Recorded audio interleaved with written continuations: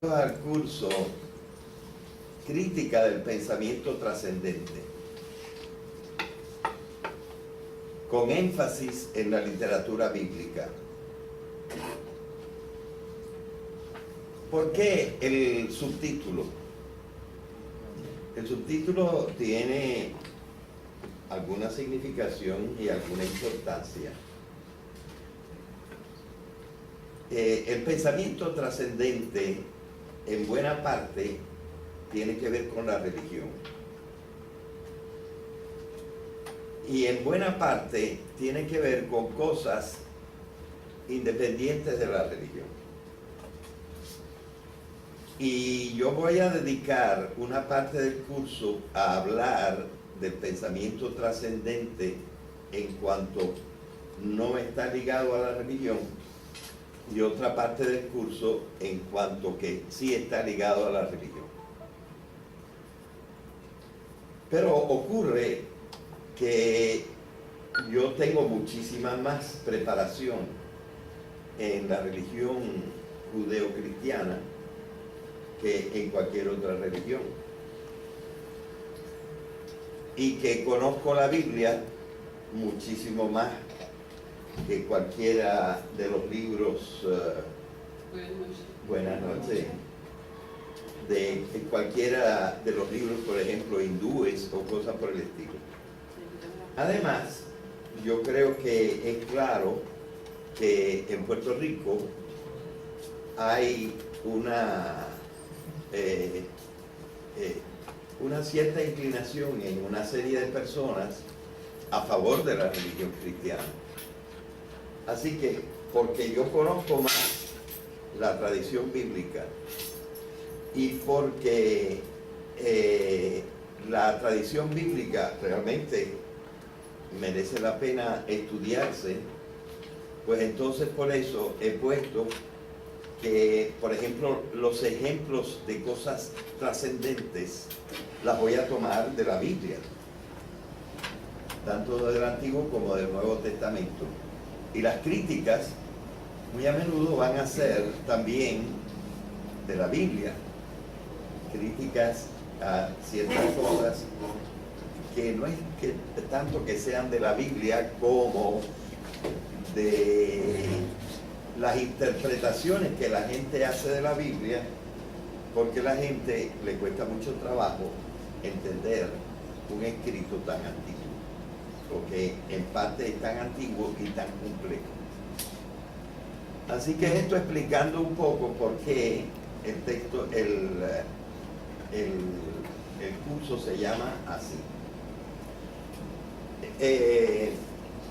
En realidad, yo no solamente no tengo objeción, sino que me interesaría mucho y me parecería enriquecedor si ustedes en cualquier momento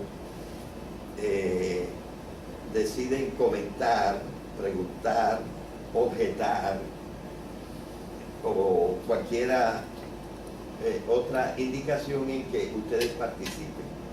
Y así tendríamos más, quizás una cosa que a mí me fastidia mucho, cuando después de una conferencia el moderador dice: y ahora es el tiempo de las preguntas. ¿Y por qué siempre preguntas? ¿Por qué no pueden ser comentarios? ¿Por qué no pueden ser críticas? Esta posición de que hay una cierta preeminencia del que habla, claro, el que habla lo llaman porque probablemente te puede decir algo, pero nadie es completamente versado en cualquier cosa, y por lo tanto a mí a veces no me da la gana de hacer una pregunta. Yo lo que quisiera hacer es un comentario o hasta una crítica, y lo he hecho también. Así que déjenme decirle otra confidencia. ¿Saben por qué yo no terminé el libro He buscado tu rostro? Porque me surgieron dudas. y me pareció necesario que antes de escribir He buscado tu rostro, yo hiciera otro artículo, que lo tengo por ahí también, y que se llama así: ¿es Dios un ser real? O sea, el hecho de la existencia de la duda en mí es real. Entonces, después de haber hecho también una serie de páginas sobre ¿es Dios un ser real?, me dediqué al estudio de la realidad. Y del estudio de la realidad salió el primer conversatorio de este tipo que hemos tenido, ¿verdad? Una idea de la realidad. Pero después de escribir ¿es Dios un ser real?, como que me volvió un poquito la confianza para poder hablar de He buscado tu rostro.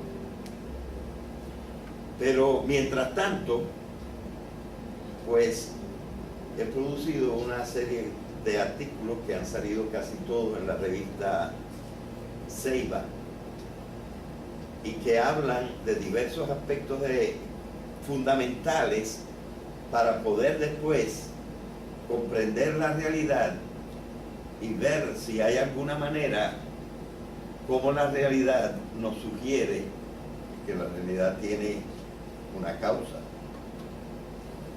y qué fundamentos puede haber, porque los hombres han dudado mucho a través del tiempo. Así que yo hice un cursito de metafísica, gnoseología. ¿Y por qué metafísica, gnoseología? Porque metafísica es la realidad. Gnoseología es cómo hace la persona para conocer la realidad. Y las dos cosas hacen falta. No puedes simplemente hablar de la realidad, porque el pensamiento incide en tu manera de comprender la realidad. Y es más, hay algunos filósofos que se creen y están convencidos que la verdadera realidad es el pensamiento. Y eso es lo que se llama el idealismo, y en especial el idealismo absoluto. Y pudiéramos decir que alguien así que claramente de ese tipo es Hegel. Y anteriormente a Hegel, Platón, aunque con Platón se tienen algunas duditas.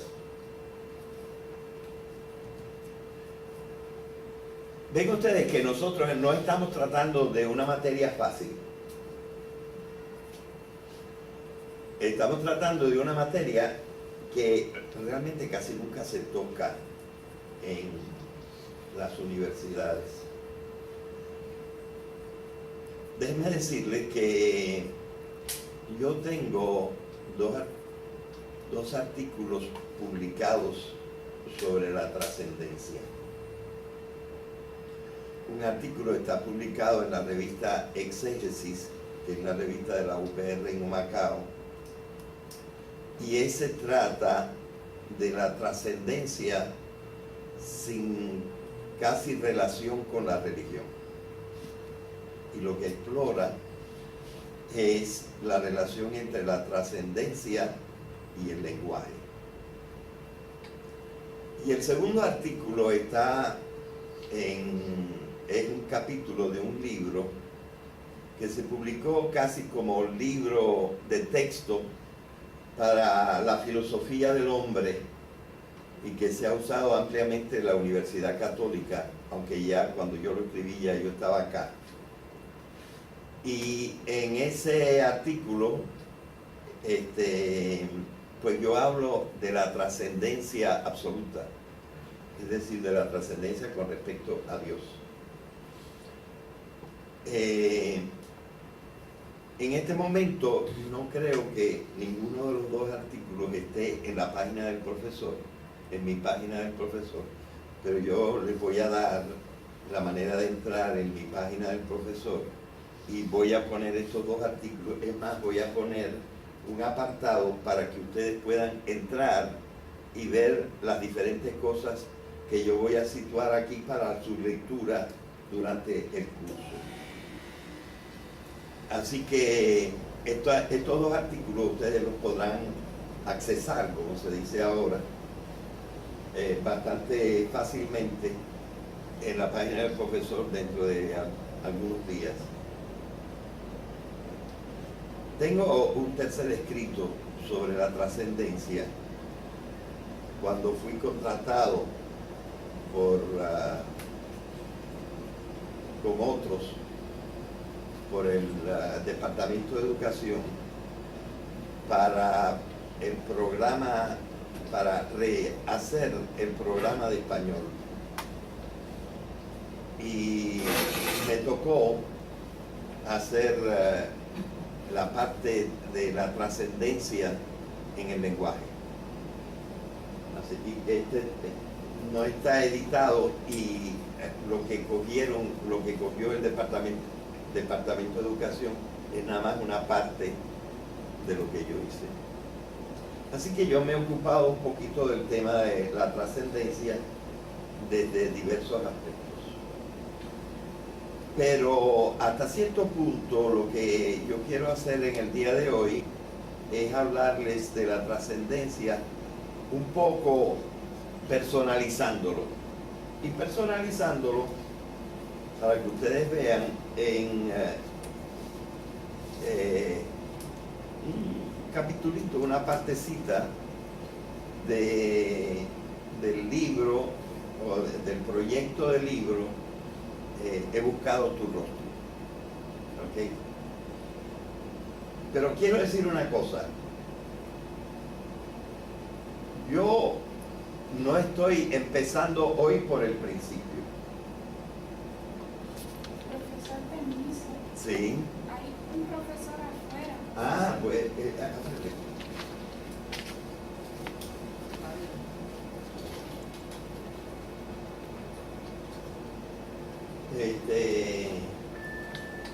Hola Isidro, gracias por venir. No estoy empezando por el principio, porque sobre todo los profesores estamos acostumbrados a lo que se llama la argumentación. Y la argumentación consiste, en primer lugar, en buscar una base común en que todos estemos de acuerdo, y desde esa base común construir un razonamiento en que yo vaya probando cada una de las cosas más allá de aquello en que todos estamos de acuerdo. Y en cierta manera, una forma de empezar un curso sobre la trascendencia sería empezar hablando de la realidad y cómo la realidad medio que se transforma y llegamos a la trascendencia. Pero eso haría que muchas personas no comprendieran y a lo mejor se pasaban las 20 horas, como casi se pasaron en el primer cursillo que di, en que solo en la última lección yo hablé de una de las 5 pruebas de la existencia de Dios. Y evidentemente nada de la comunicación con el trascendente, ¿verdad? Así que este modo de proceder, de empezar por el principio e ir construyendo una argumentación que demuestre que al hablar de la trascendencia no estamos hablando de boberías, es justificable. ¿verdad? Es justificable esta manera. Pero yo creo que haría falta primero darse un bañito en la trascendencia para, como decir, caramba, ahora entiendo de qué quiere hablar el profesor. Y por eso es que no estoy empezando por el principio. Es decir, yo hablando hoy no he probado que la trascendencia es una cosa aceptable. La idea de la trascendencia es una cosa aceptable. Todavía no lo he probado. Simplemente nos estamos tirando al charco y hablando de la trascendencia para que la gente sienta, es de esto que estamos hablando. Y aunque la trascendencia no es solamente una cuestión de religión, pues yo he escogido primero dar una pequeña degustación de una manera de hablar de la trascendencia ligada a la religión. Más tarde, yo creo que podríamos hacer una entrada en la que empecemos ya un poquito desde más abajo y entonces construyamos una teoría o construyamos un razonamiento en el cual se vea que realmente vale la pena y es una cosa que no sabemos cómo otra gente no ha pensado en ello todavía cuando hablamos de la trascendencia en sus dos sentidos, que ninguno de los dos es bien entendido. Así que por eso ya ven la forma, porque alguien podría salir de aquí un poco desilusionado. Este empezó y dio por sentado que Dios existe, dio por sentado que podemos unirnos con Él, dio por sentado que la trascendencia no es una cuestión de los iluminados o de los fanáticos o de otra cosa por el estilo. Así que esa es la razón por la cual yo diría que podemos decir esto. Acuérdense que el parrafito sobre el que nos vamos a basar es un capítulo de un escrito que se llama He buscado tu rostro. Pero entonces ahora, para los efectos prácticos, lo que podemos decir es lo siguiente.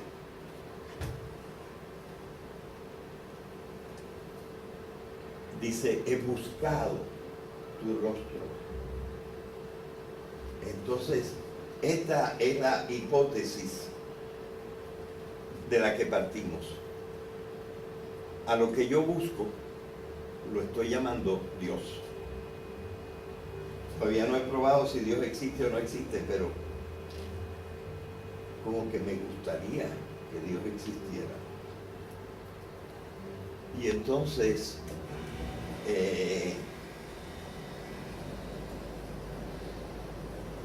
como yo, después de todo, también durante mi larga vida, mayormente he creído, pues entonces en parte pues estoy relatando una experiencia.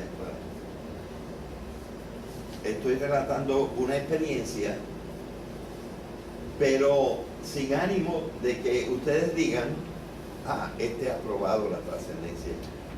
Aunque naturalmente otra cosa también es cierta, y lo dice la misma Biblia. Por ejemplo, los Hechos de los Apóstoles, el choreto en esto. La fe se basa en el testimonio. yo te voy a decir, yo lo experimenté, así que tiene que ser real. Es un poco como la idea de lo que han visto los ovnis y dicen, no me cuenten que los ovnis no existen.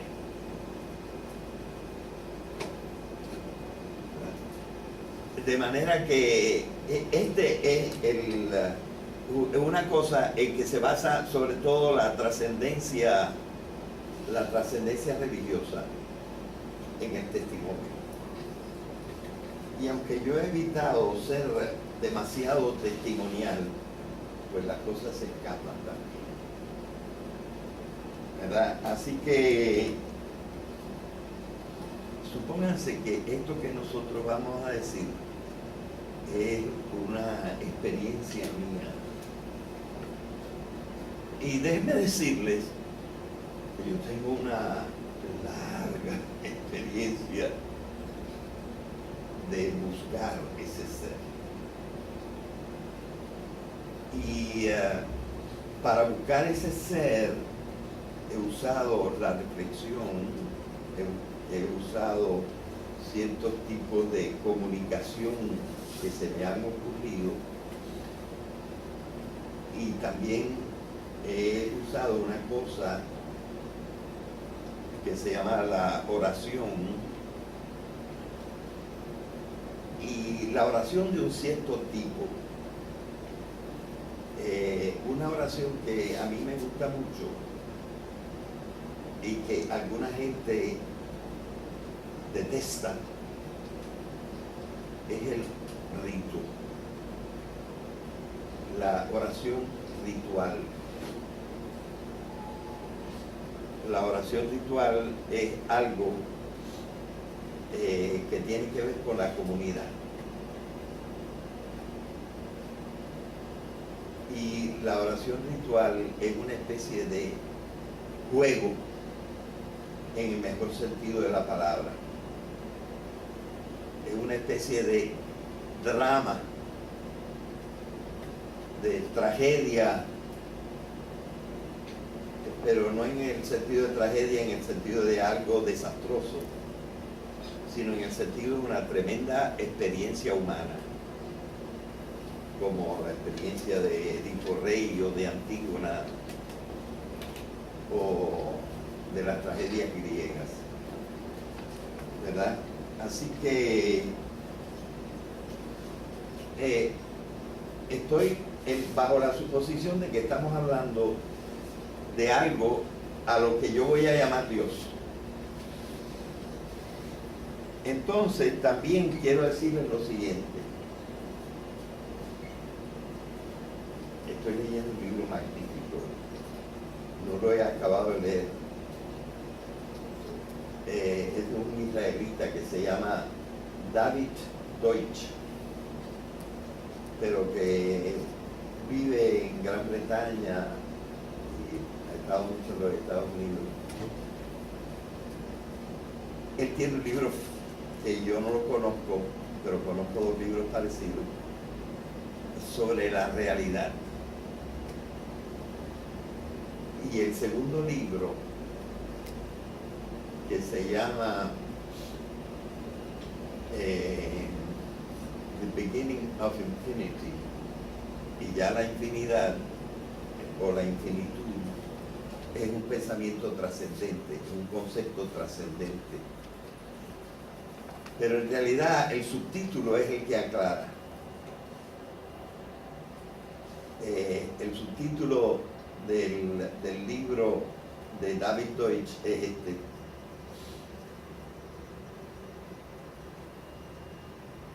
¿qué cosa es explicar? Y cómo comprender está basado en que primero te expliquen y después tú puedas explicar. Entonces, en ese libro, David Deutsch hace una crítica del empiricismo. Empiricismo. El principio es una cosa que, digamos, el que le hizo dar un gran paso adelante fue un inglés que se llama David Hume, que fue el antecesor de Kant. Kant dice que él descubrió la verdadera profundidad de la filosofía en los escritos de David Hume. Y David Hume dice que los que no sean libros de ciencia y de matemática deberían ser quemados. Porque lo único que nos puede convencer de la verdad es la experiencia. Y entonces esto se ha tomado mucho como la verdad. Pero David Deutsch le da unos puñetazos tremendos a esta idea. Y dice, la ciencia actual no está basada sobre la experiencia y la experimentación. Esas son cosas auxiliares. Por donde empieza el pensamiento y se necesita para todo tipo de pensamiento es por la conjetura. La palabra conjetura podría quizás reemplazarse por la palabra hipótesis. Y la hipótesis, por definición, no está definida. Lo que quiere decir que nuestro pensamiento tiene como base, más que nada, la fantasía. Cosa que hasta ahora no se había concretado mucho y asegurado en filosofía de la ciencia. Así que yo voy a hablar de cosas cuya experiencia no es evidente. ¿Cuánta gente dice, yo vi a Dios y vio otra cosa? ¿Verdad? Así que le vamos a dar su puesto a la fantasía también y vamos a comprender que nosotros tenemos que salir de la conjetura, partir de la conjetura. Y no estamos en mala compañía. Esto es lo que dijo, tengo que apagar aquí, lo que dijo Aristóteles. Aristóteles empieza siempre con el mito. Cuando empieza a hablar de alguna cosa, empieza con el mito. Y precisamente a las cosas del mito las llama las cosas divinas. Y por lo tanto, en el primer libro de metafísica que se escribió en el mundo, que es el libro de Aristóteles, al que él no le puso, pero le han puesto la metafísica, más bien él lo llamaba la primera filosofía. Y en esta primera filosofía, él empieza contando algún mito, porque dice él que el mito fue la primera forma de pensamiento, fue la primera conjetura de los seres humanos. Y esta conjetura hablaba siempre de un ser poderoso. Entonces, él dice que si nosotros queremos tomar el camino que ha hecho el pensamiento humanamente entre todos los seres humanos, una de las cosas que nosotros tenemos que hacer es empezar por el principio, empezar por Adán y Eva. Diríamos nosotros, ¿verdad? Aristóteles no conocía a Adán y Eva. ¿Y qué él reconocía como el principio? Él reconocía como el principio lo que se dice, mythos, lo que dice la gente.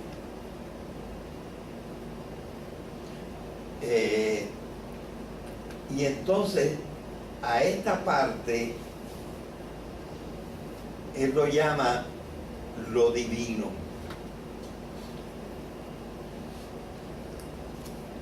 Feión.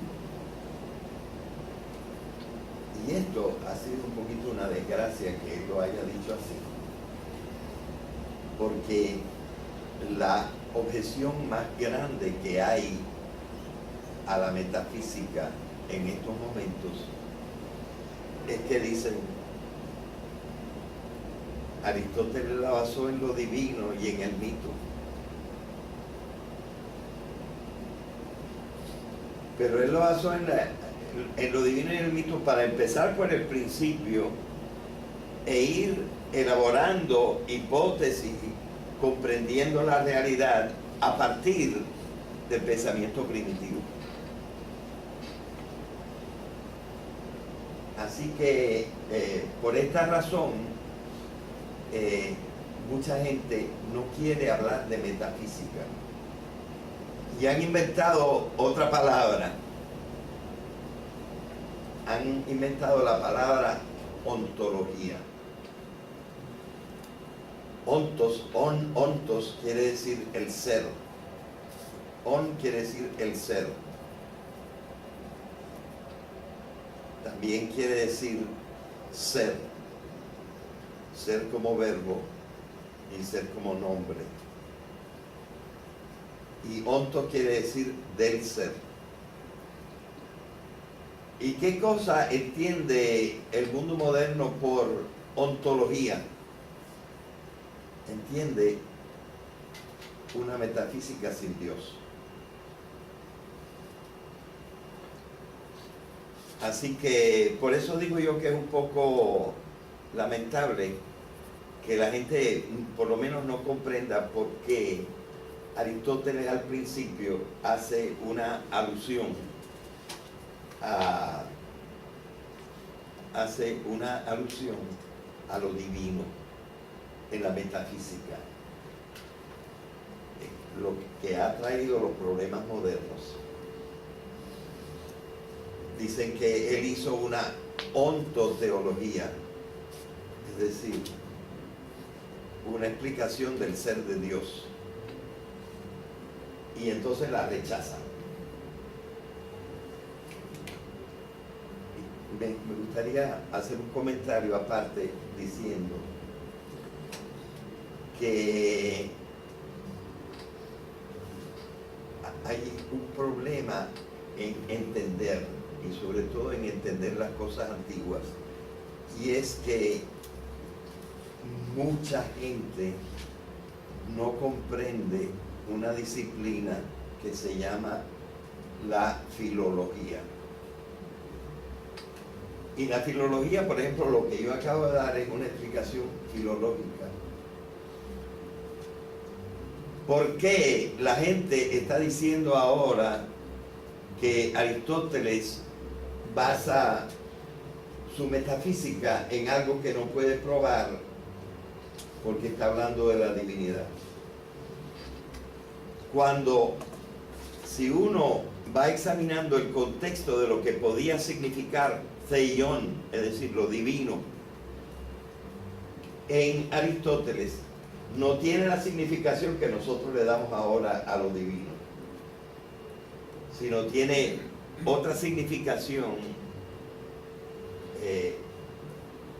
análoga a la significación que tiene ahora, pero no igualita.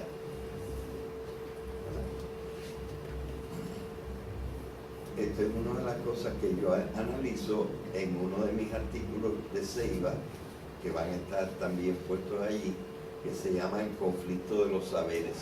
Y también del conflicto de los saberes, yo voy a hacer una explicación en la segunda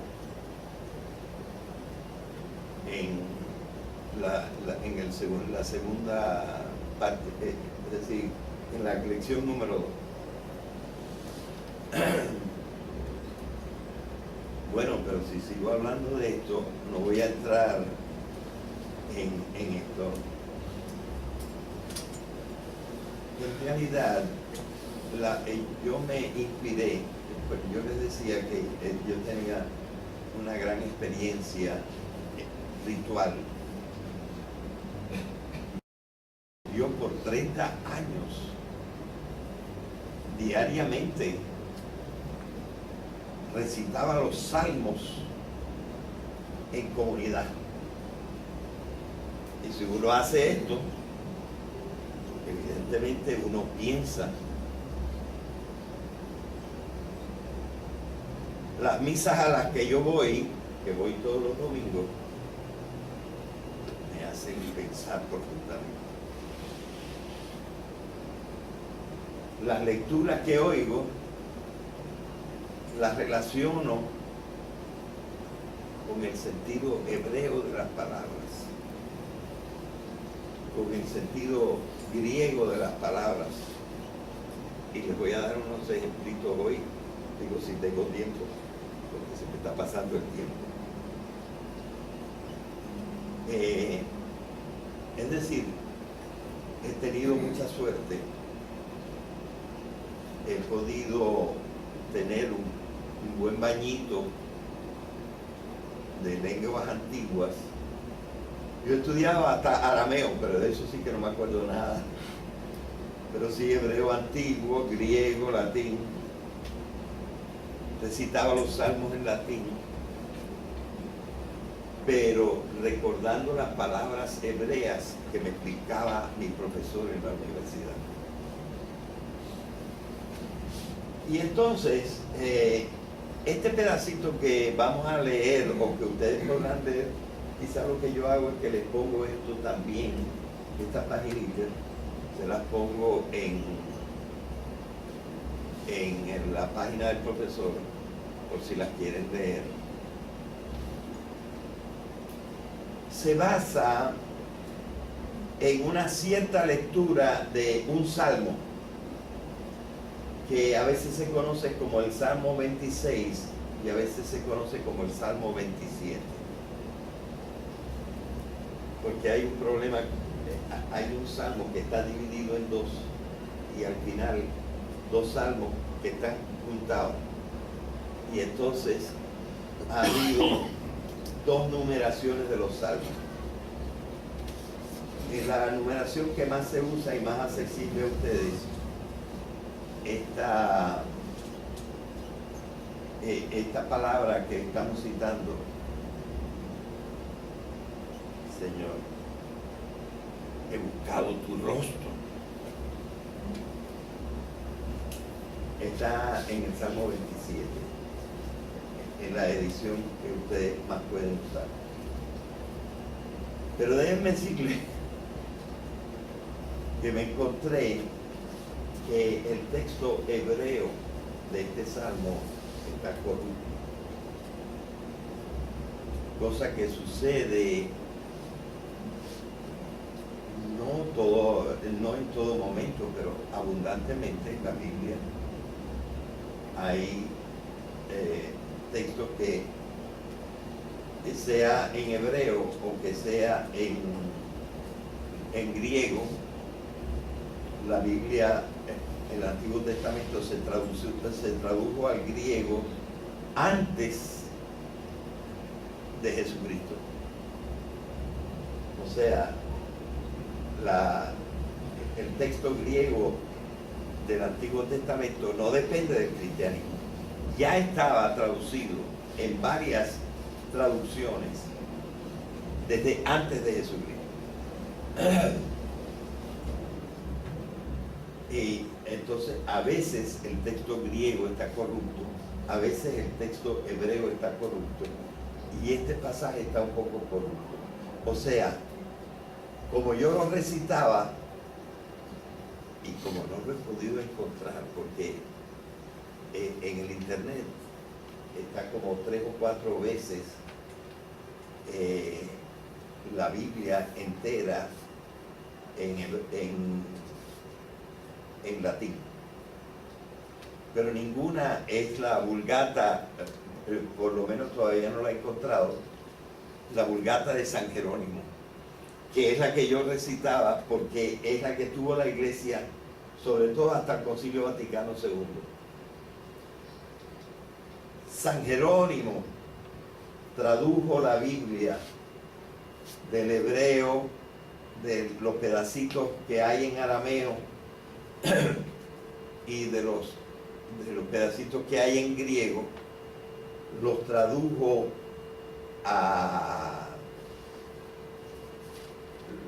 al latín.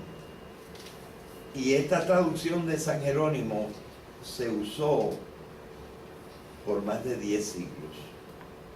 Se usó desde cuando él la tradujo, el año 400 y pico, hasta la Biblia de Gutenberg, en 1478, por ahí. Y esos 400 y pico, esos 1000 y pico de años, la Biblia en Occidente se conocía nada más en latín, y mayormente en la traducción de Jerónimo. Y por eso es que a mí me encanta la traducción de Jerónimo. Sin embargo, también en internet encontré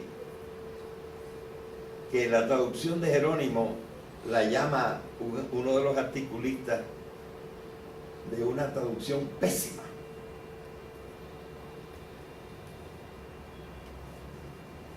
Y yo creo que podemos decir que las opciones de Jerónimo al traducir fueron unas opciones en que él se resignó a escribir en mal latín para hacer un poquito más literal el original, ¿verdad? Entonces, esto quiere decir que es muy interesante, para mí fue muy interesante las lecciones de este profesor francés, Evode Beauchamp, que lo que hacía es hacernos comprender el significado de los conceptos básicos en las lenguas originales. Y es un poco lo que yo trato de hacer, imitando un poco, al referirme a este pasaje del Salmo 27, como por el verso 8 por ahí, que dice: Señor, he buscado tu rostro.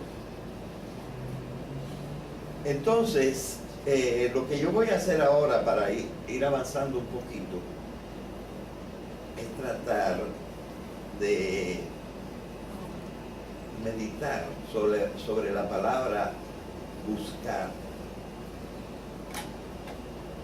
Y no sé si me va a dar tiempo porque estoy muy atrasado en lo que estoy diciendo. No sé si me va a alcanzar el tiempo para explicar la palabra rostro.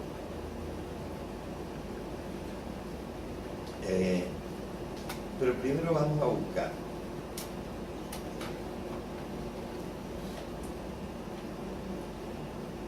¿Qué tiene de humano buscar? Es buscar algo genuinamente humano. Y quisiera adelantar esta idea. en el sentido más básico, buscar es exclusivamente humano.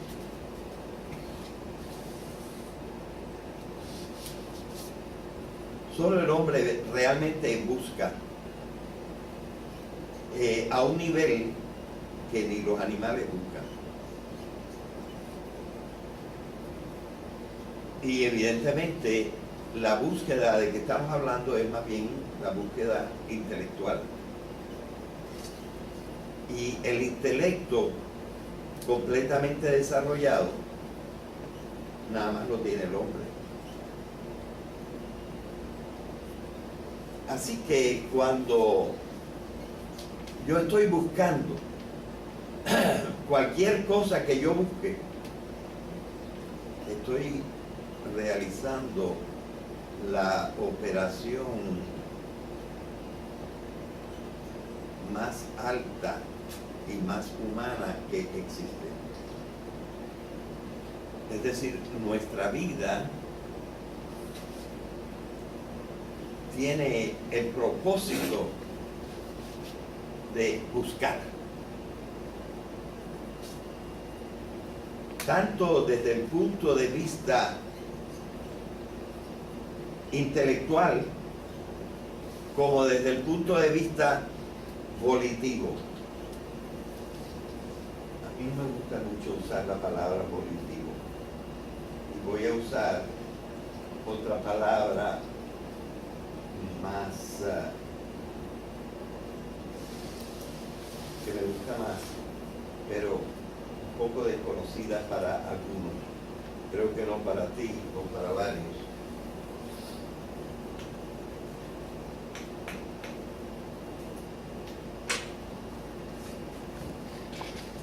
Nosotros conocemos la palabra conato, pero incluso en el diccionario de la Real Academia Española es muy a menudo, o una de las acepciones de conato y la acepción que nosotros más usamos en español de la palabra conato es un intento. Pero como al hablar del intento, casi siempre lo que sigue en la oración es fallido, ¿verdad? La palabra conato se usa para cuando el intento se dio, pero no se logró. Algo no se logró. Porque si no, en vez de hablar de conato, hablaríamos desarrollé o realicé esta acción. Y usamos la palabra conato a menudo cuando sacamos de nuestra alma, sacamos de nuestro ser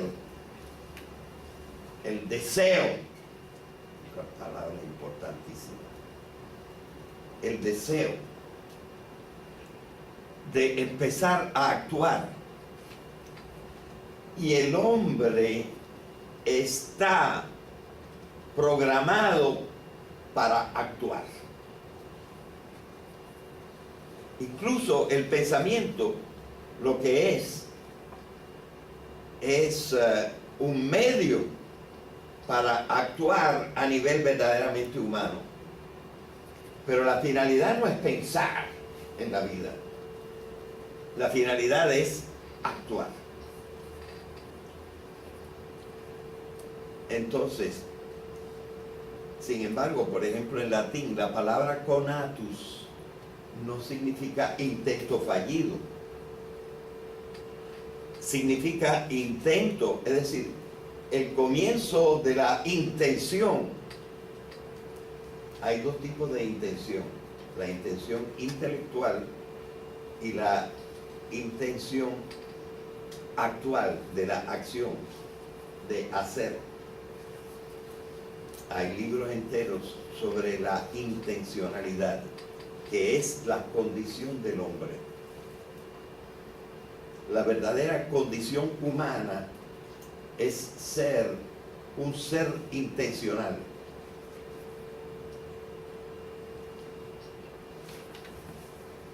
Entonces, veamos por ejemplo qué palabra se usa en hebreo para buscar. La voy a escribir no en hebreo, pero si quieren también la puedo escribir en hebreo.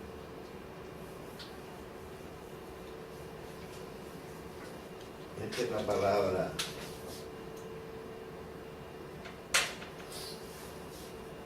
y se usa todos los días en hebreo, pero con el sentido de please, en el sentido de como dicen los italianos, prego. Cuando tú le haces un favor a alguien, él dice gracias, él te dice gracias y tú dices prego. Prego quiere decir te ruego. ¿Y qué quiere decir te ruego?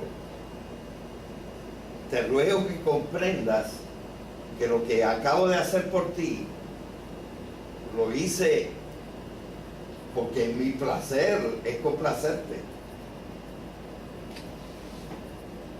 ¿verdad? Y cuando el italiano dice prego y el francés dice je vous en prie, el americano a veces puede decir please, please, y en hebreo se dice bakasha. Ahí están puestas nada más las consonantes porque ellos todavía no escriben las vocales. Bakasha. Y es en el sentido, pero te ruego. Buscar es una forma de rogar. Es una forma, es la forma básica, es el conato. Es decir, el hecho por el cual uno sale de sí mismo en busca del resto de la realidad. Y naturalmente también es la base del amor. Porque si lo intelectual es como meter el mundo en el yo, lo conativo, lo volitivo, lo amoroso, es dejar que el yo salga de sí mismo y afirme y se confunda con toda la realidad aprobándola. Y eso también es lo que se llama el amor, ¿verdad? Por esa razón yo prefiero la palabra conato a simplemente la palabra voluntad. Y entonces quisiera avanzar esta idea.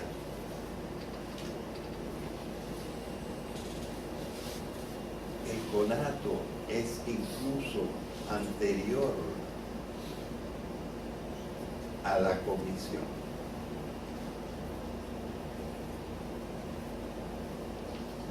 Yo creo que esto es bastante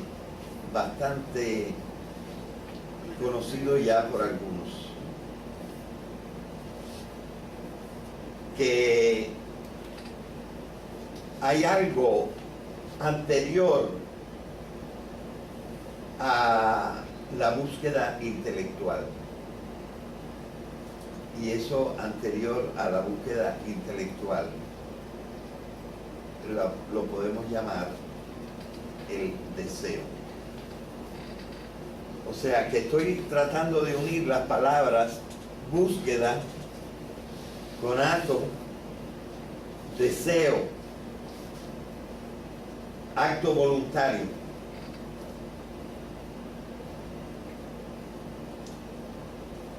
Uno de los que dice que el hombre está hecho para actuar es Cicerón en su Moral. O sea, esto no es ni siquiera una doctrina cristiana. El hombre está hecho para actuar y el impulso de la actuación es lo que se llama conato. O sea, el conato es la forma prístina de ser no solo humano, animal también. Los animales tienen conato, pero no un conato inspirado, iluminado e informado por el intelecto. Así que buscar es el principio de realizarse como ser humano.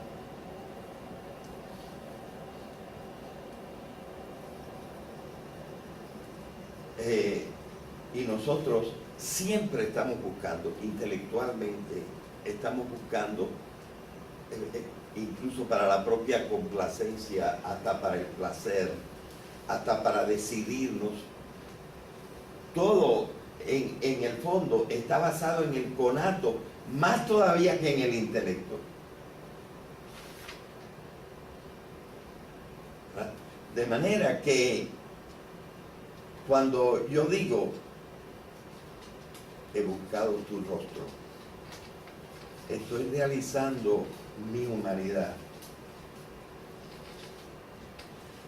Y puedo decir lo siguiente,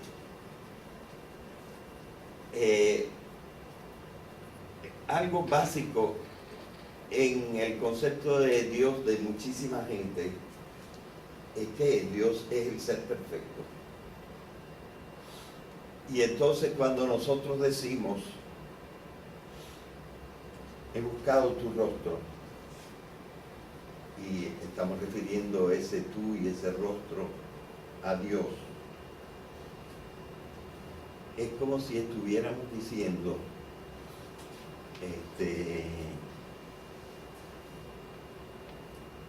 yo estoy buscando la razón de todo.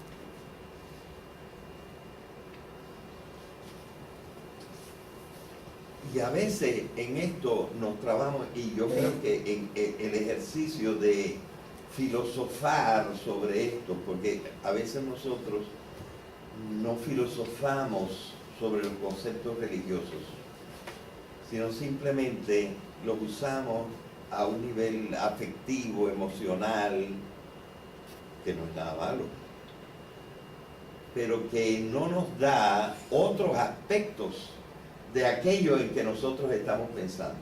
O sea, la conjetura no es solamente de que existe un Dios.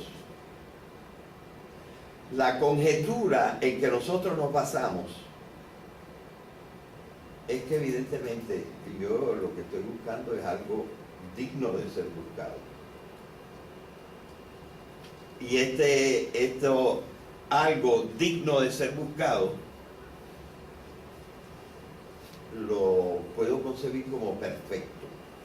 Por lo tanto, lo concibo como intelectual, lo concibo como, si queremos, yo luego explicaré las palabras, como espiritual, como absoluto. Es decir, buscar a Dios es también buscar la verdadera realidad.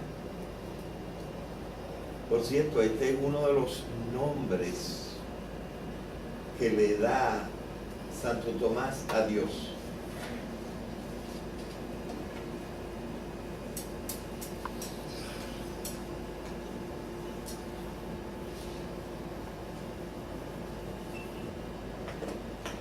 Ens, el ente, o sea, el ser que existe, realísimos, pero realísimos no quiere decir realísimo, porque en latín no hay diferencia entre el comparativo de superioridad y el superlativo absoluto. O sea, realísimos quiere decir no solo realísimo, sino quiere decir el más real de todos los seres. Es decir, que en realidad no hay una gran diferencia entre decir, yo estoy buscando la realidad, y decir, yo estoy buscando a Dios. Porque si yo no hago la conexión entre la realidad y Dios, ¿a qué voy a buscar a Dios? Si Dios no es un ser real.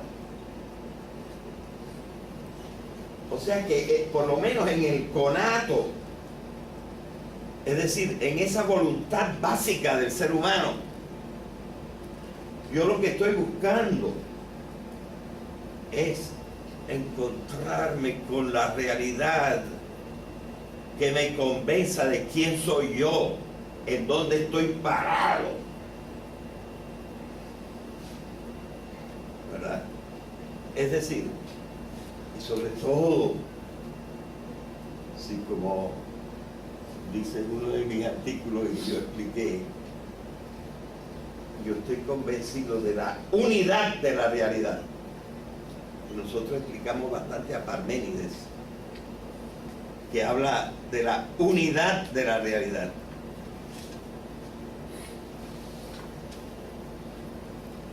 Nada más hay una realidad. Cuando tú consideras el océano y no consideras los peces, no estás considerando bien el océano. Y tienes que considerar las algas. Y el océano tiene que estar en un basin, ¿cómo se dice eso? Y todo este universo tiene que estar en el resto de las cosas. Es decir, la única manera de conocer la realidad es en la síntesis total. Y hablamos de la síntesis, ¿te acuerdas? Nosotros tenemos que hablar de la síntesis total para no tener una idea deformada de la realidad. Así que por lo menos como proyecto, es el proyecto supremo. Yo, cuya necesidad básica y cuya gloria es poder actuar, estoy buscando el ideal supremo. Y a lo que yo encuentre que sea ideal supremo, lo voy a llamar mi Dios.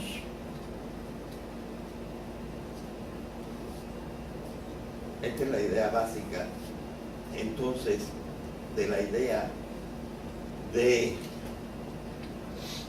he buscado tu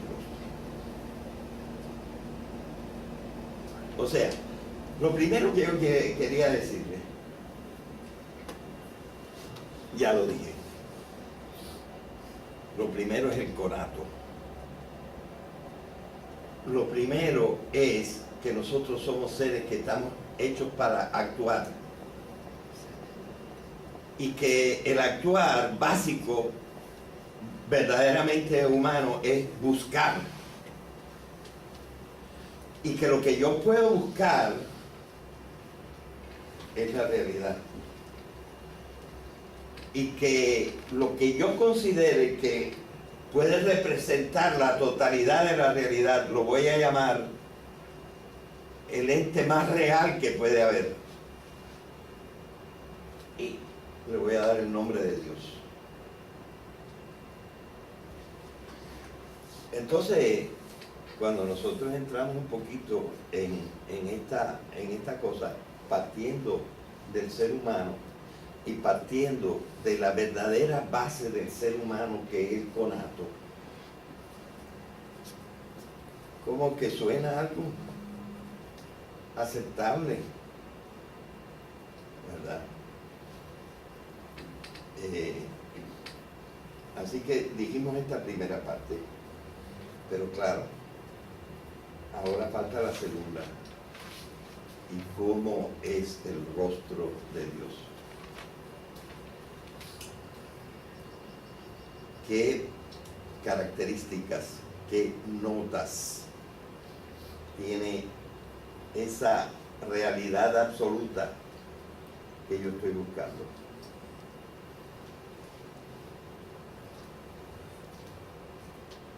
¿Ustedes creen que puede ser inferior al buscador? ¿O merece la pena que yo busque algo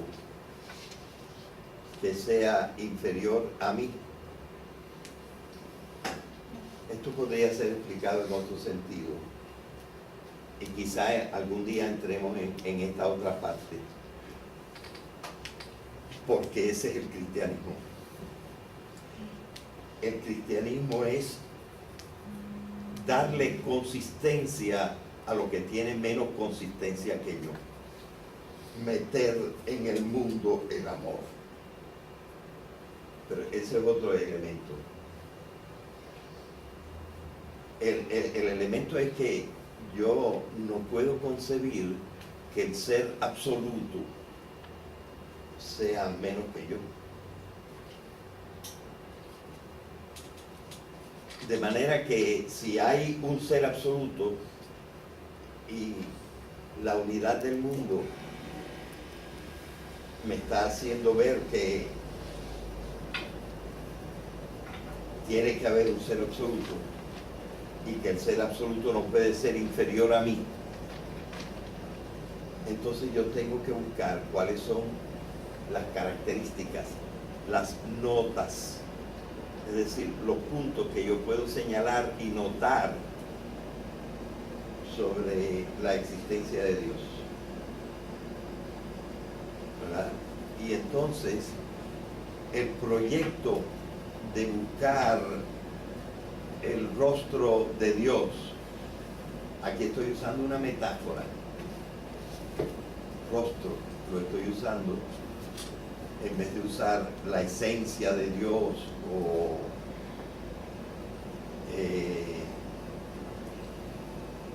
la naturaleza de Dios o algo por el estilo. Estoy usando una metáfora y lo estoy llamando, estoy buscando tu rostro.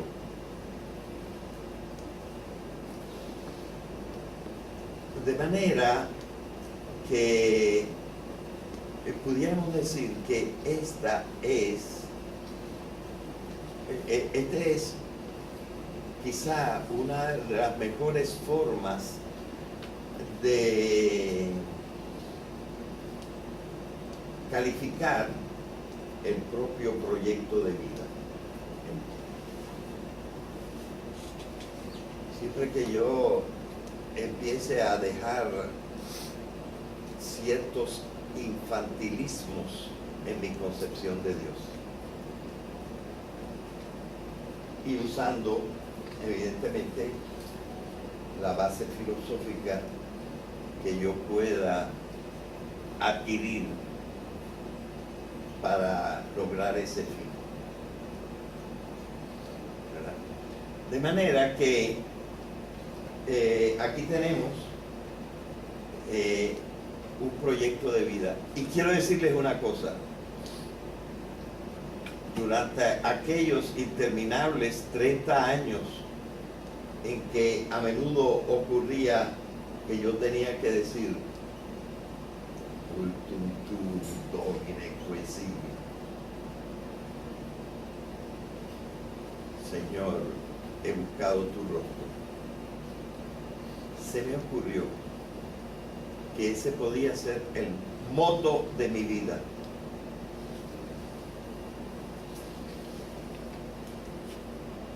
Y puedo decirles, aunque muy generalizado, aunque un poco abstracto, ese sigue siendo el moto de mi vida.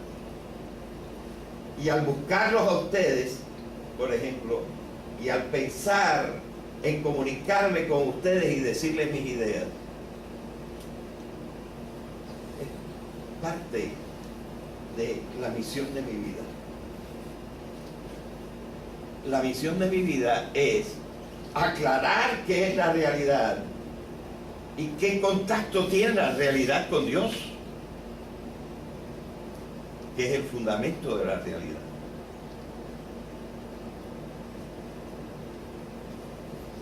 De manera que ya vemos. Déjenme decirle otra cosita sobre el deseo. Uno de los argumentos más famosos sobre la existencia de Dios, que por cierto está ganando de nuevo adeptos, pero que todavía no decidimos a tomarlo realmente como el argumento fundamental para la existencia de Dios, es lo que se llama el argumento ontológico de San Anselmo. San Anselmo fue uno de los profesores de Santo Tomás de Aquino. Creo que me costaría un poco trabajo explicar completamente el argumento de San Anselmo ahora, pero más o menos quiere decir esto en el argumento de San Anselmo. Tiene que haber un ser que sea el más grande de todo lo que existe. Si no hay Dios, pues a lo mejor es un hombre, sería el ser más grande que todo lo que existe. Pero si yo quiero buscar el ser más grande de todo lo que existe, entonces ese ser más grande tiene que ser real. Porque si no, otras cosas reales serían más grandes que él, porque él sería una ilusión. Bueno, esta es la base del pensamiento de San Anselmo.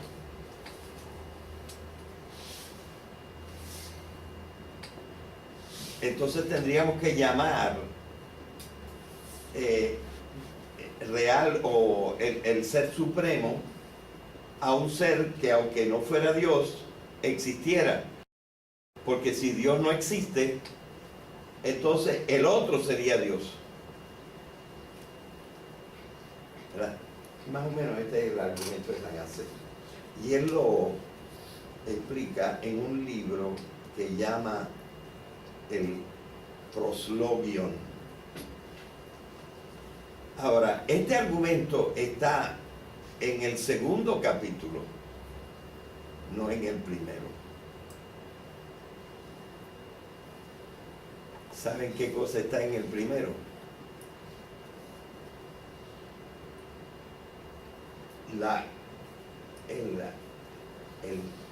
Como pudiéramos decir, tratar de excitar al lector para que crezca en él el deseo de encontrar a ese que busca. Es decir, tú comprenderás si primero tienes el conato, si primero tienes el deseo. Si no tienes el deseo, no buscas y no encuentras.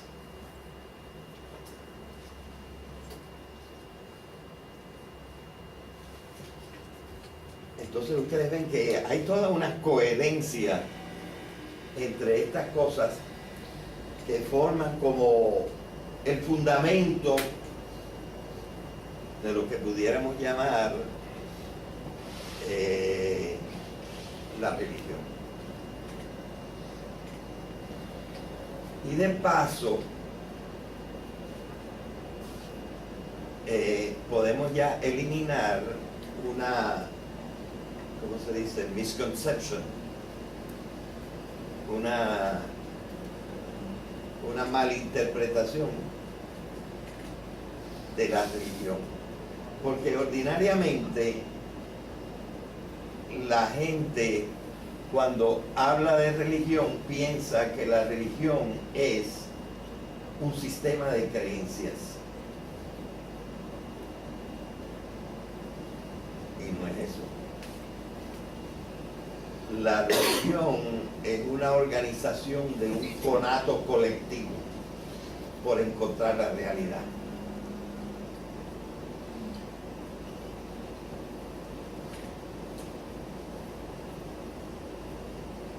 Con la presuposición, con la conjetura de que evidentemente esta realidad tiene alguna relación con nosotros. porque hay una sola realidad. Y en esto yo soy parmenidiano. Aunque podemos encontrar algunas formas de explicarlo con más detalle y de completar a Parménides. Lo que Parménides no supo encontrar es cómo se conjuga la unidad con la multiplicidad. Eso es lo que le faltó a Parménides. Y lo que le pasó a Heráclito es que nada más veía la multiplicidad.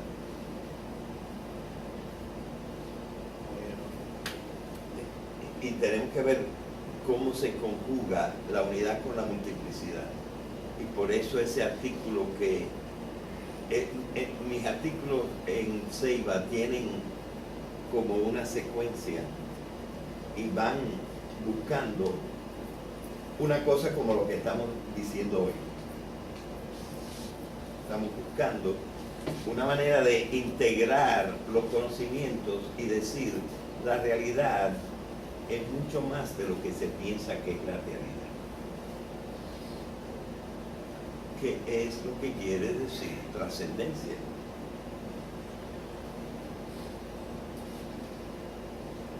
Trascendencia quiere decir encaramarse más allá, pero sin basarse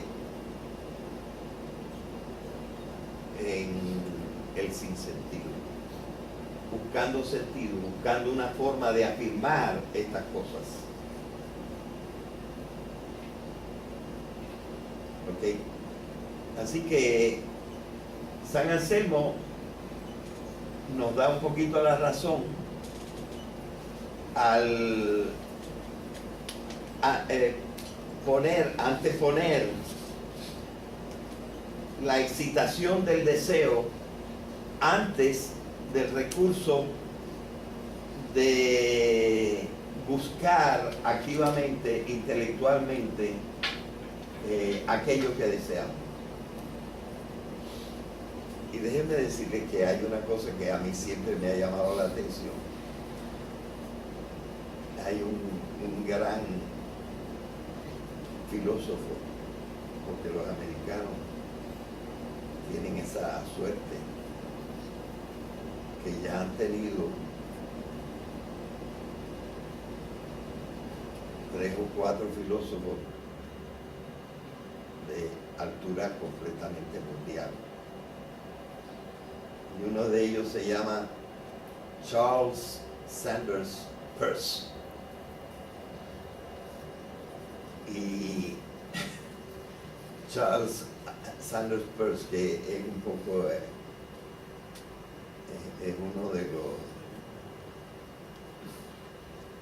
los epistemólogos más grandes que hay, dice: todo pensar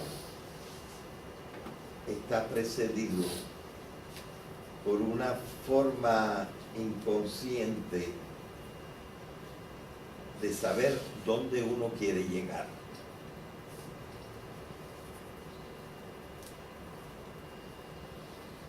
Y a eso él lo llama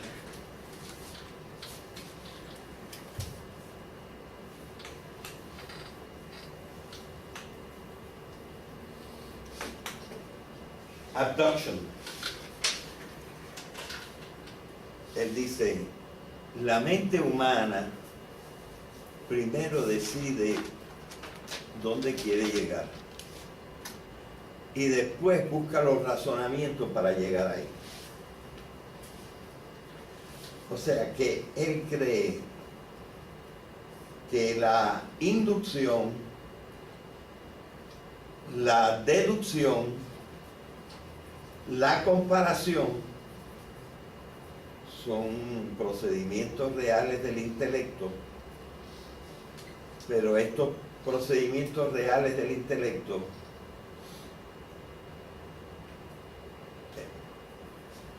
como que ocupan un segundo lugar. Ya uno decidió primero lo que quiere creer. Y esto lo dice Charles Sanders Peirce.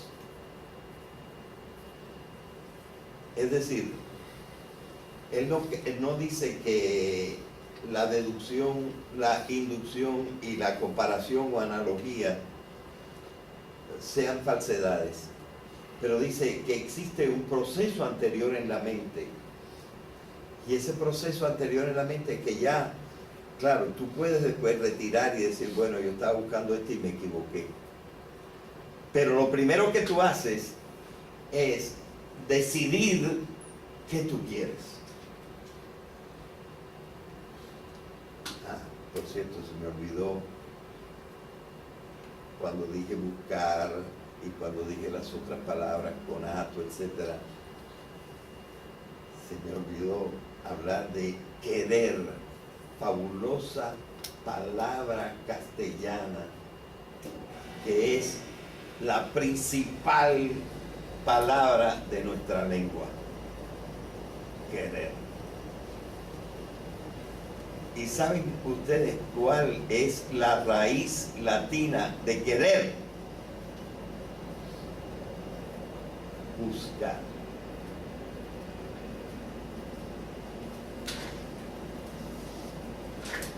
Se dice así en latín.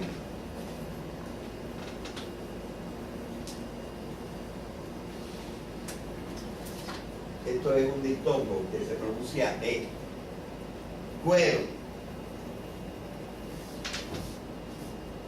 Y está en todas las lenguas romances. No en todas en el sentido tan realista y fuerte del castellano.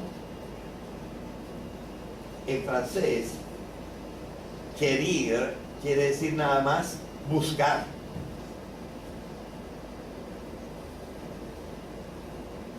Y si tú le dices a una mujer, si eres hombre, si eres mujer, pues se lo dices a un hombre o también a otro hombre. Eso, ya estamos en eso.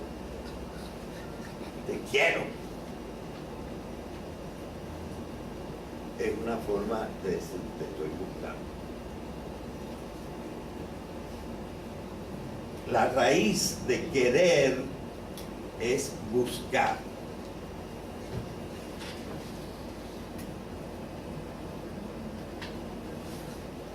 Entonces, nosotros vemos que después de todo, caramba, desde bien temprano los hombres se dieron cuenta de eso. Porque esa es la actitud básica religiosa. Una búsqueda de lo que es realmente sustancial.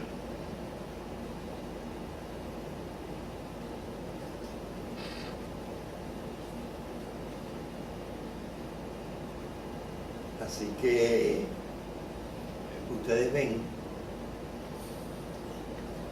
que la religión es muy mal vista, es decir, no es vista en lo que es cuando nada más lo comprendemos como un sistema de creencias.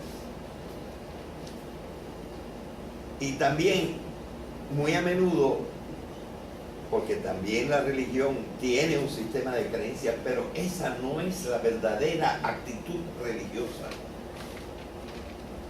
Después de todo, actitud es algo conativo. Es una manera de ser, es una parte de la conducta, las actitudes.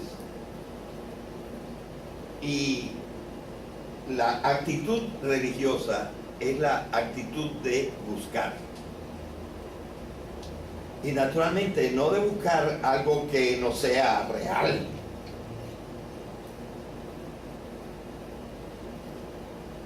Entonces, a lo mejor nos cuesta trabajo identificar cuál es nuestro Dios. ¿Cuál es su verdadero rostro? Ese es el problema. Y por eso puede ser el moto de una vida sibi domine. Quesibi, quiero, busco, cuero. El texto latino actual del Salmo 27 dice, no dice vultum, dice facies, la faz. Facies tua, faciem tua requiram, cuero, la busco, la estoy buscando. Yo lo que estoy buscando es ¿cómo eres tú?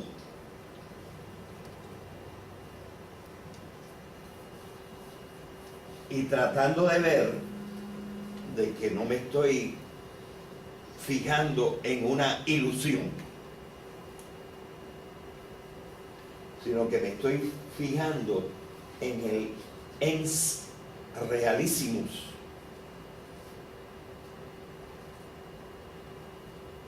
Voy a decir una palabra que no es correcta. La parte de la realidad que es lo más real de lo que hay. Eso es lo que yo estoy buscando. Y si me doy cuenta que una parte que yo identifiqué como la parte de la realidad, que es lo más real que hay, y luego resulta que no es tan real, pues entonces tengo que buscar otra cosa que sí sea lo más real que hay. Me equivoqué de Dios. Porque yo no estoy buscando a nadie que se llame ni Baal, ni Jehová, ni nada, sino estoy buscando lo que verdaderamente sea real. Y entonces no hay ninguna partición en mí. Soy un ser integrado. Soy un ser integrado en el cual toda mi actividad intelectual y todo mi conato está orientado y tiene lo más básico del hombre: el propósito. Y el propósito es un querer determinado, buscar algo concreto.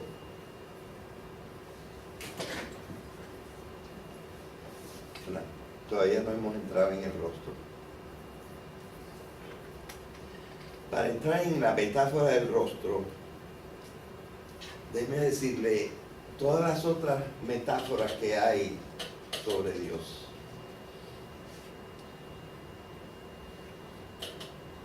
Y podríamos empezar por Abraham. Abraham estaba sentado un día de calor en la puerta de su tienda y vio venir a 3 hombres.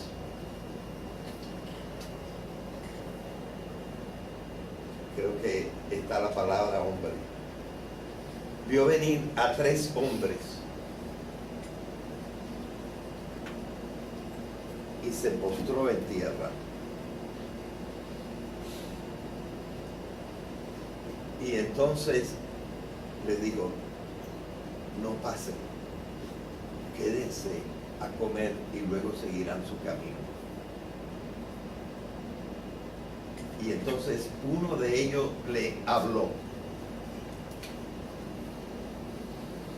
¿Quién le habló? El ángel. ¿Y quién es el ángel de Yahvé?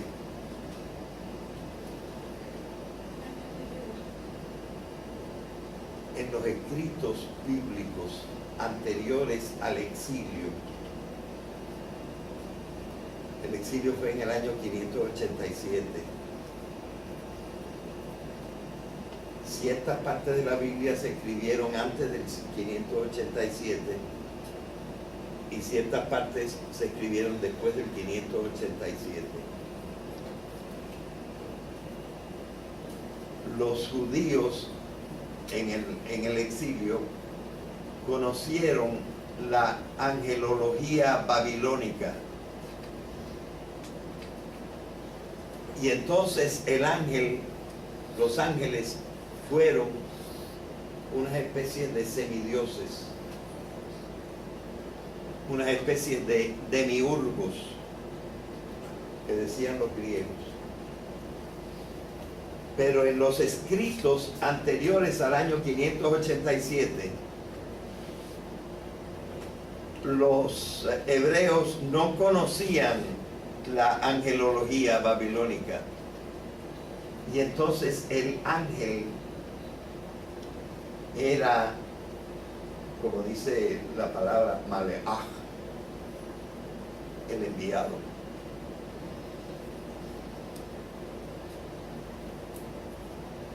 ¿Y por qué de los tres que había habla el ángel?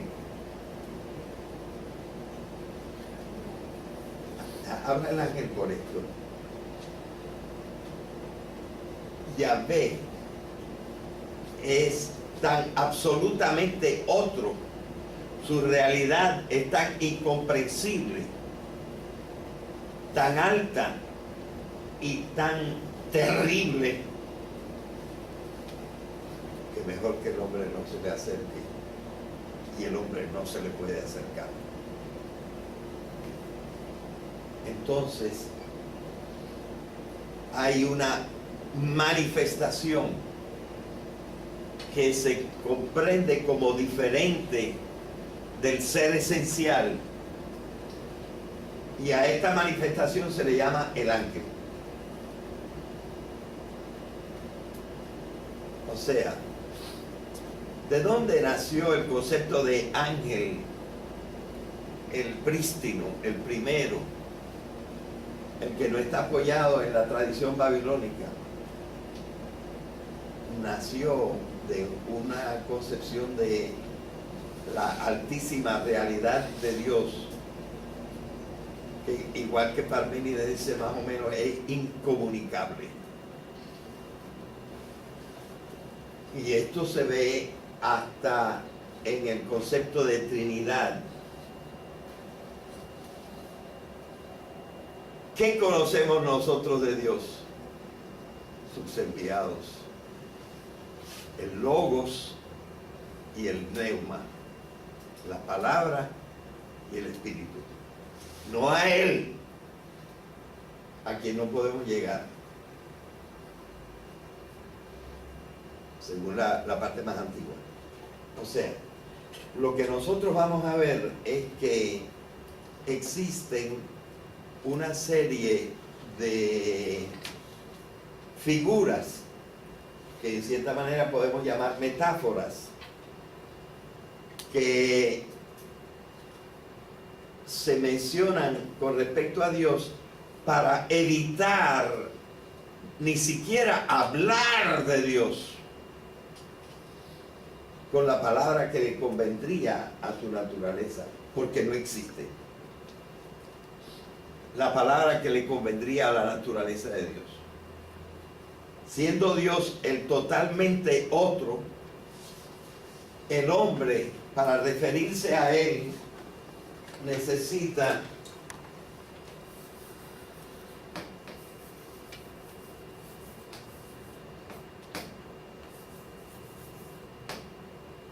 hipóstasis.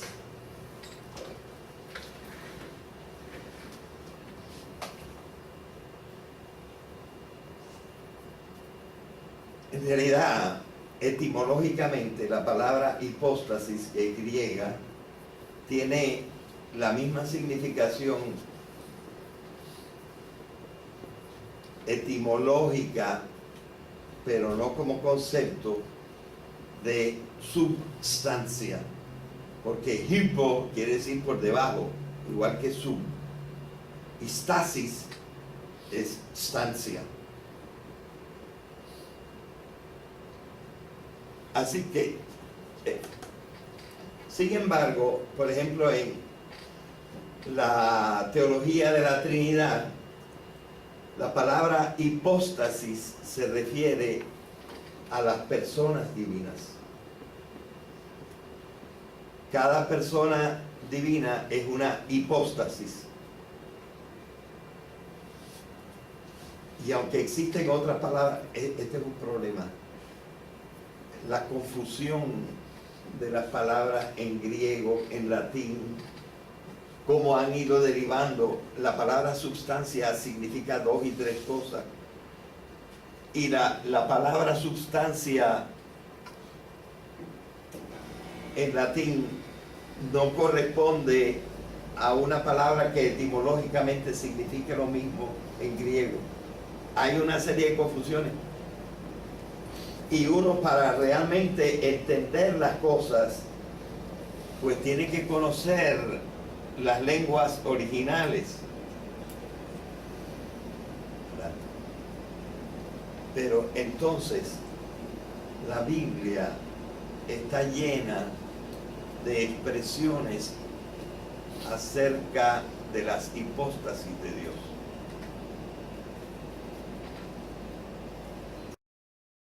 Es decir, cosas con las cuales nosotros nos podemos un poco tropezar para referirnos al incomprensible.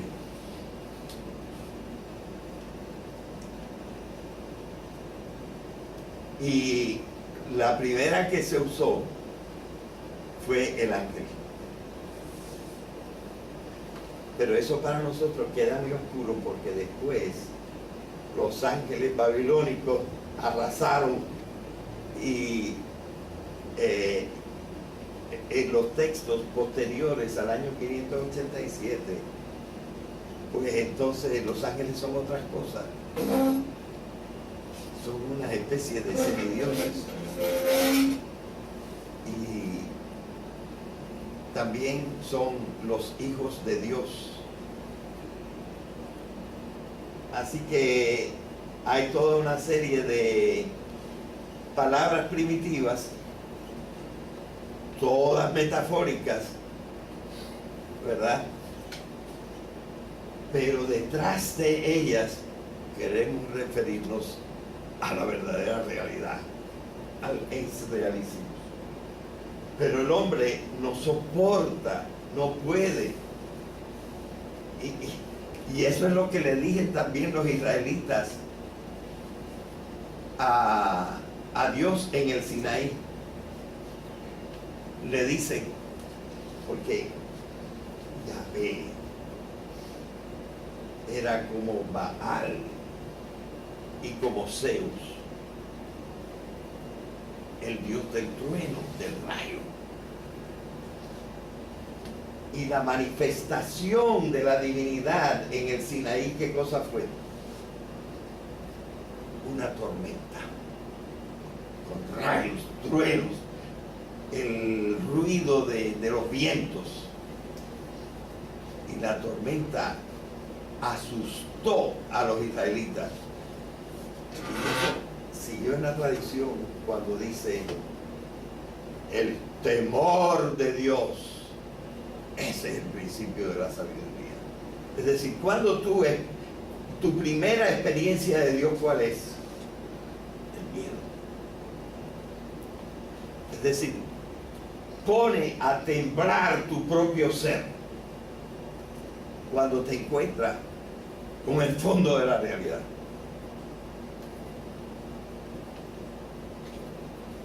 Como hemos conversado después en el cristianismo, cuando del temor pasamos al amor.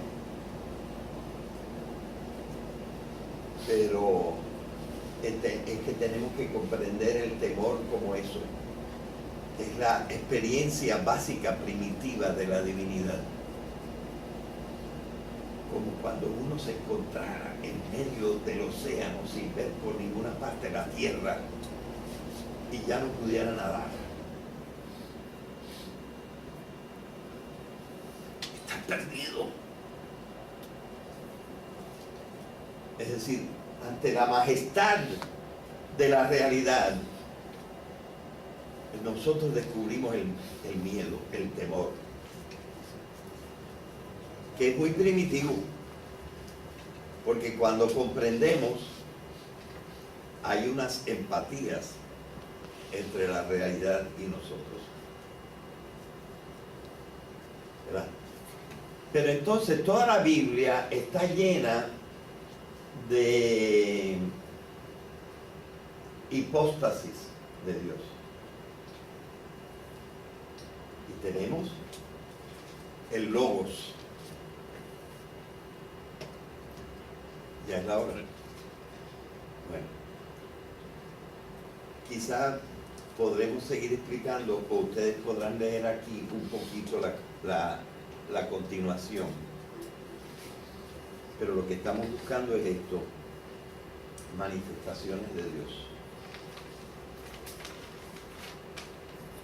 Claro, de una riqueza tremenda es la manifestación de Dios como Logos,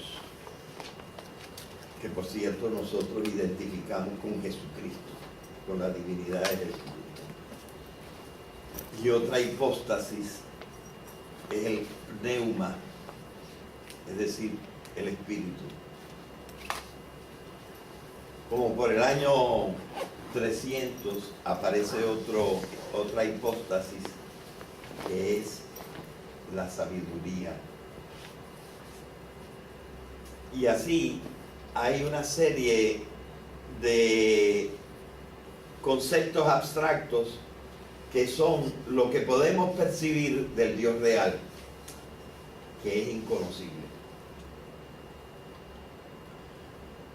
Y después de estas manifestaciones que son abstractas, empiezan manifestaciones más concretas, en donde nosotros podemos hablar de la sombra de Dios, nosotros podemos hablar del rostro de Dios, nosotros podemos hablar del dedo de Dios, nosotros podemos hablar del ojo de Dios. Y a cada uno le damos alguna manera de referirnos a algo divino. Y una de las más bonitas de estas hipóstasis es: he buscado tu rostro, porque nosotros no pensamos que conocemos a una persona hasta que le hemos visto la cara. Entonces, revélame tu verdadera sustancia. Es lo que quiere decir: he buscado tu rostro. Ay, me faltó una explicación sobre el verbo buscar en la forma perfectiva que tiene. A ver si después podemos hablar de eso, porque es bonito. Bien, ya es la hora. Dos cosas, Villalón, importantes. Acaban de suspender las clases para mañana. Ah, sí. Y el gobernador va a hablar a las 8 de la noche. Todo el mundo debe estar en su casa a las 8 de la noche por la situación que hay, que parece que no es fácil. Gracias.